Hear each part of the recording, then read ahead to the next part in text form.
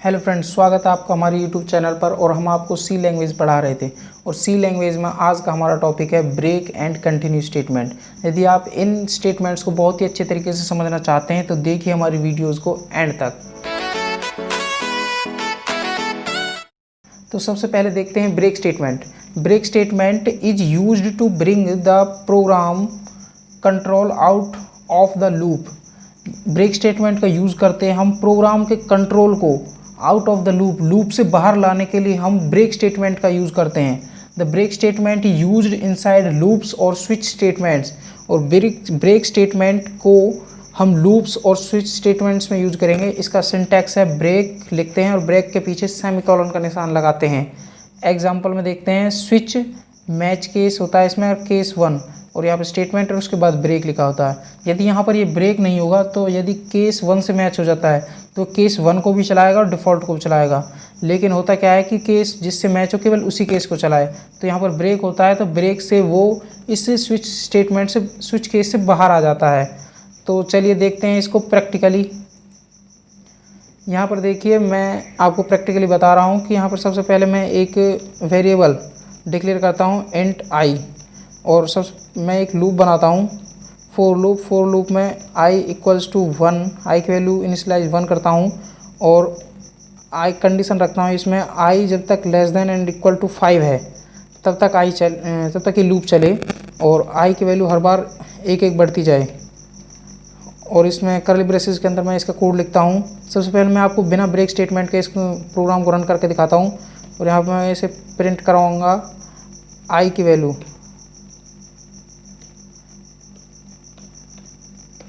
ये new line के लिए backslash n value of i is %d लिखते हैं, कॉमा i जिसके वैल्यू प्रिंट करानी होती है उसे लिख देते हैं। और यहाँ पर मैं इस प्रोग्राम को चलाता हूँ और देखते हैं क्या आउटपुट आता है।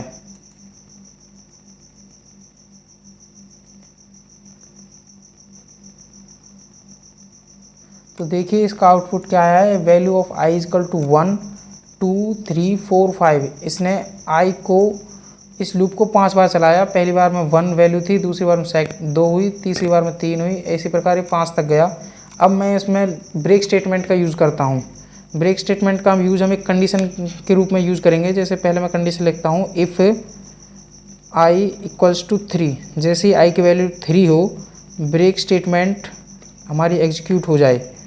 जैसे i की वैल्यू 3 हो तो ब्रेक स्टेटमेंट यूज़ हो जाए। यदि i की वैल्यू 3 नहीं है तो यही स्टेटमेंट चलती रहे।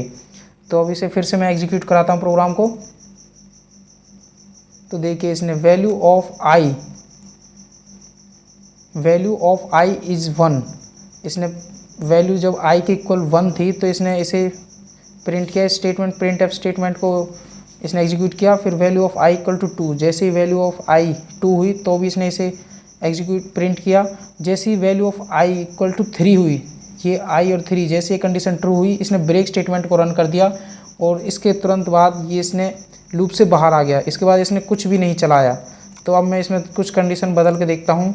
जैसे ही 4 हो जाए एग्जीक्यूट करते हैं और देखिए value of i equal to 1 print किया, 2 प्रिंट किया, 3 प्रिंट किया। जैसे i की वैल्यू 4 हुई इसने ब्रेक को एग्जीक्यूट किया और ब्रेक होते ही ये लूप से बाहर आ गया। तो आपने देखा कि जहाँ पर हम ब्रेक स्टेटमेंट का यूज़ करते हैं, जैसे ही वो ब्रेक स्टेटमेंट एग्जीक्यूट होती है तो वो सारा प्रोग्राम का जो कंट्रोल है वो लूप से बाहर आ जाता है। तो चलिए अब देखते हैं हम कंटिन्यू स्टेटमेंट को। Continue statement is opposite to the break statement. ये ब्रेक स्टेटमेंट के बिल्कुल अपोजिट है। Instead of terminating the loop, कि ब्रेक स्टेटमेंट क्या करती थी कि लूप को टर्मिनेट कर देती, but it forces to execute the next iteration of the loop. But ये क्या करती है कि जो लूप की जो इटरेशंस है जहाँ पर हम कंटिन्यू यूज़ कर देते हैं, जैसे ही कंटिन्यू इसने एग्जीक्यूट किया और कंटिन्यू के बाद ये सारे जितना भी कोड बचा हुआ है उसे छोड़ देती है और उसके तुरंत बाद फिर ये डायरेक्ट कंडीशन पे चली जाती है। इटरेशन, नेक्स्ट इटरेशन जो होगी i++ है, जैसे भी कुछ भी हो वो नेक्स्ट इटरेशन पे चली जाती है और कोड कंटिन्यूसली रन करता रहता है। तो अब हम इसे भी प्रैक्टिकली देखते हैं। मैं यहाँ पर यहीं पर इसे यूज़ करके देख लेता हूँ। पहले यहाँ पर मैं ब्रेक की जगह कंटिन्यू लिख देता हूँ। जैसे ही आई की वैल्यू 4 हो तो कंटिन्यू एग्जीक्यूट हो जाए। तो अब हम इसे कंपाइल रन करते हैं। रन में देखिए इसने वैल्यू ऑफ आई 1 प्रिंट किया, 2 प्रिंट किया, 3 प्रिंट किया, लेकिन 4 प्रिंट नहीं किया, 5 प्रिंट किया। बल्कि ब्रेक में क्या हो रहा था, जो जैसे ब्रेक स्टेटमेंट एग्जीक्यूट हो रही थी उसके बाद कुछ भी प्रोग्राम जो हमारा लूप है आगे नहीं चल रहा था, लेकिन इसमें लूप आगे जा रहा है।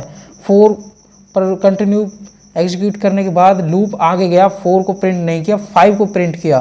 तो इसमें और उसमें बस इतना फ़र्क है कि जहाँ भी ब्रेक का यूज हो जाता है वो लूप से बाहर आ जाता है हमारा प्रोग्राम का कंट्रोल।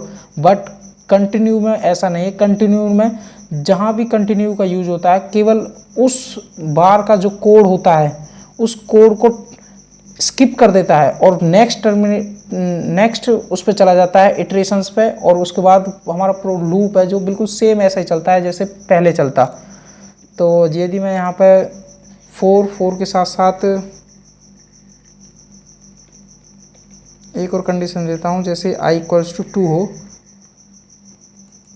फिर मैं एग्जीक्यूट करता हूँ और एग्जीक्यूट में देखते हैं value of i equals to 1 पे प्रिंट किया। जैसे i की वैल्यू 2 हुई, 2 इसने प्रिंट नहीं किया, इसके बाद 3 पे गया, 3 इसने प्रिंट किया। जैसे i की वैल्यू 4 हुई वो भी इसने प्रिंट नहीं किया, कंटिन्यू एग्जीक्यूट कराया। और 5 पे गया, जैसे ही i की वैल्यू 5 हुई और इसने 5 प्रिंट कर दिया।